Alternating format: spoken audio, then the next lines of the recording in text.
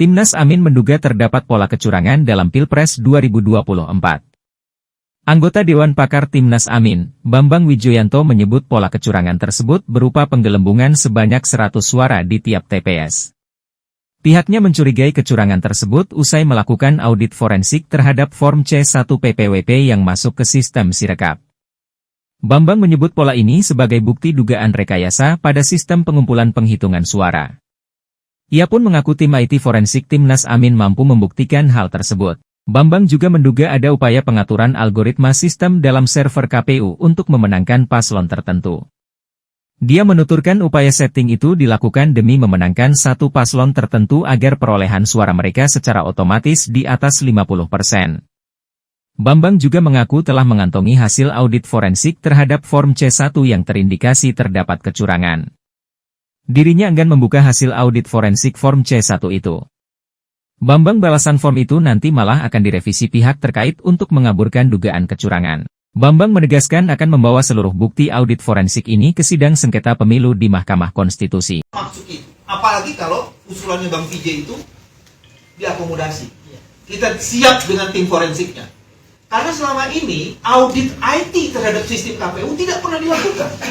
2 surat dari tim hukum Amin tidak pernah dijawab. Surat kami kepada Bawaslu untuk mendorong supaya KPU melakukan audit juga tidak dilakukan.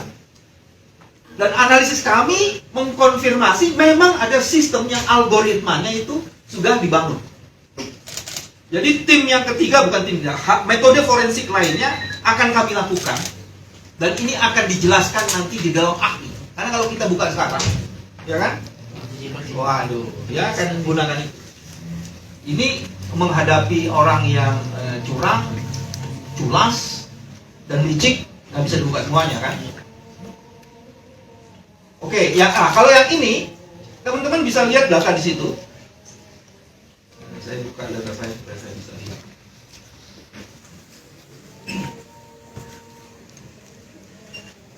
Itu kalau dibaca adalah di DKI Jakarta, kota administratifnya saya tutup, sampai TPS-nya sebenarnya kami punya.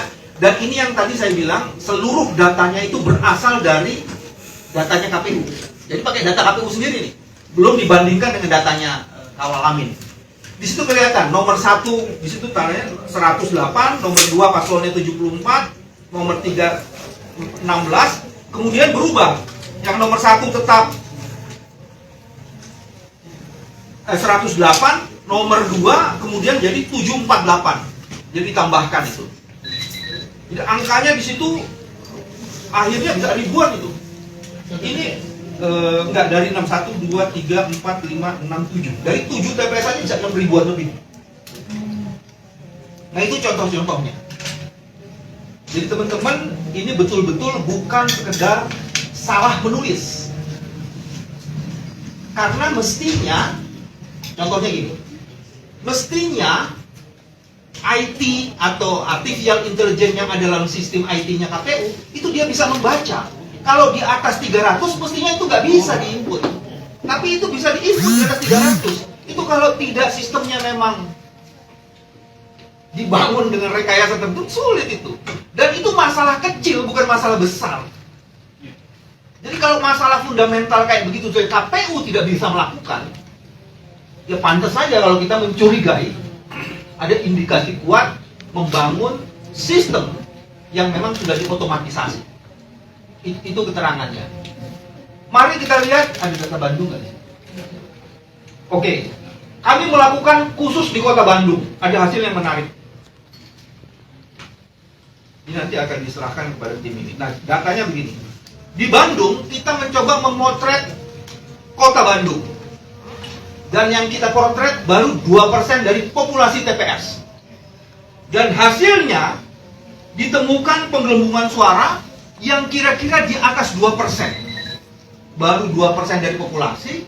Kecurangannya itu adalah 2% sampai 3% dari jumlah suara itu. Jadi kebayang. Itu baru 2% populasi. Hasilnya kecurangannya itu 2 sampai 3%. Jadi kalau sudah 100% di kota Bandung, kita bisa perhitungkan. Jadi kira-kira penggelembungannya yang di bawah di populasi 2%